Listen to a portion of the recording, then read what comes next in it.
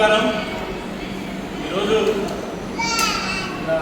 దగ్గర ఉన్నారు 20 సంవత్సరాలు 30 సంవత్సరాలు ఇదే రైల్వే స్టేషన్కి వస్తే మనకి రూములు లేవు, ఫ్యాన్లు లేవు అని చెమట్ల పట్టే పరిస్థితి.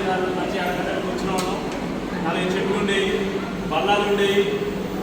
ఏ మాత్రం ఇబ్బంది అవుతుందా ఆ రోజులు గంటలు లేట్ వచ్చిన ట్రైన్లు మంచిగా వెళ్ళేవాళ్ళు.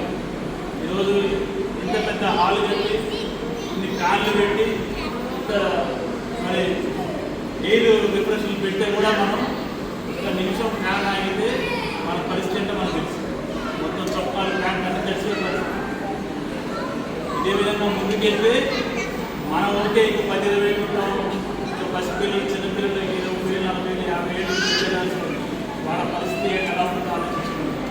ఇప్పటికే మన ఆరోగ్యాలు అందరితో మాత్రం ఎండలో పరిస్థితి ఉండే పరిస్థితి లేదు, వర్షంలో పరిస్థితి వచ్చే పరిస్థితి లేదు, గట్టిగా గంటసేపు కష్టం చేసే పరిస్థితి లేదు. దీనంతటి కారణం మనం పీల్చే గాలి, మనం తాగే నీళ్లు, మనం తినే అన్నంలో